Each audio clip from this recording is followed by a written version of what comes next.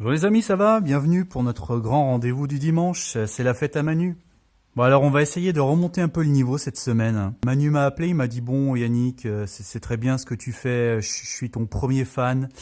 Mais quand même, on n'apprend pas grand-chose, donc essaye de relever un petit peu le niveau. Donc voilà, je lui ai promis que j'allais faire un effort. Alors cette semaine, j'ai ressorti les cartes de la mythologie. Donc on va réviser les classiques. Prenez un stylo bleu, ouvrez vos cahiers. Alors premier chapitre de la vie de Jupiter pour la semaine qui arrive.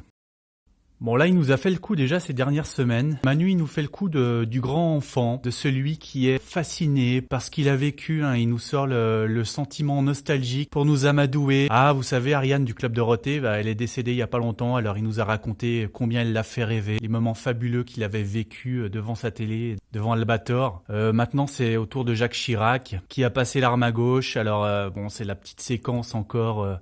Ah, je me souviens, j'étais encore tout bébé à l'époque. En même temps, ça permet de rappeler combien il est jeune et dynamique. Donc là, Manu, il nous raconte les belles histoires de son enfance. C'est pas clivant, ça rassemble autour de lui. Voilà, il est comme cette bonne grand-mère avec ses petits lorgnons sur le nez, tout gentillet là. Mais en fait, vous vous souvenez l'histoire du petit chaperon rouge, de la grand-mère et ses petites lunettes. Et voilà la grand-mère, en fait, le vrai visage qu'elle a. Ah, elle fait flipper. Donc en fait, ce qu'il a derrière la tête, Manu... c'est de vous croquer, il veut vous gober. Vous voyez là c'est les moutons, c'est les moutons de Français qui sont prêts à s'endormir à ses genoux devant son discours. Vous savez, ça c'est le mouton de la toison d'or, la toison d'or c'est les gilets jaunes. Manu il est là, il a la bave aux lèvres et il veut les croquer les gilets jaunes qui commencent à ressurgir dans les rues. Donc attention, il y a des gens qui mettent plus de gilets jaunes, ils ont dit que c'était trop dangereux. Je les comprends, quand on voit la tête à Manu là-dessus, c'est pas rassurant. Et ouais, en plus, il veut même croquer les petits enfants, les enfants jaunes ici. Ils ont mis leur petit gilet. Ils devraient faire attention au grand méchant loup Manu. Donc surtout, laissez pas les enfants traîner dans la rue le soir aux alentours de l'Élysée en ce moment. C'est assez dangereux. Alors Jupiter, chapitre 2. On va regarder, en plus c'est pas Jupiter qu'on a, mais on a un roi. Alors cette carte on l'avait eu il y a pas longtemps, c'était Manu qui rentrait de vacances avec son beau bronzage, qui avait un petit peu foiré. Est-ce qu'il aurait pas déjà envie de repartir en vacances? Je me le demande là, je pense qu'il retournerait bien dans son arbre, sous une souche, un peu s'enterrer loin du brouhaha, loin du monde. Et vous savez, puisque je vous ai promis qu'on allait s'instruire cette semaine, le Triton dans la mythologie, c'est le fils de Poséidon et figurez-vous qu'il a le pouvoir de calmer les flots. Voilà, il ramène le calme sur les eaux.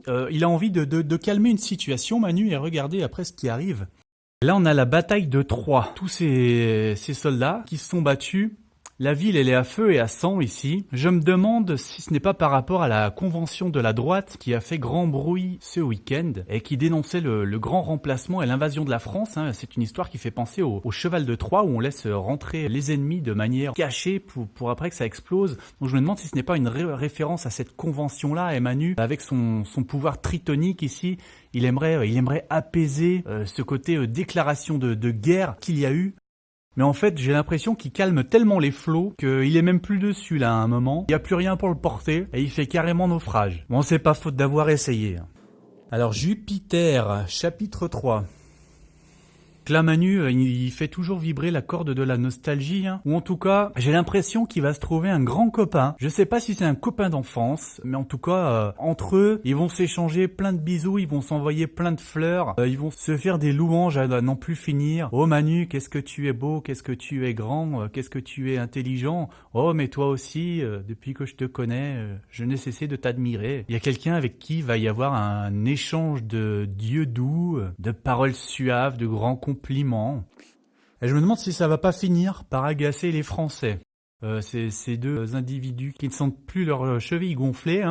Là, on a Prométhée. Prométhée, vous savez qu'il a péché par excès d'orgueil puisqu'il a volé le feu aux dieux pour le donner aux hommes. Et finalement, Zeus a fini par l'attacher sur le mont Caucase pour qu'il se fasse dévorer le foie continuellement par un aigle. Et vous voyez qu'il l'ouvre en grand encore. Donc, à mon avis, il ferait peut-être mieux de la boucler un petit peu, Manu, cette semaine et de la mettre en sourdine là avec son copain.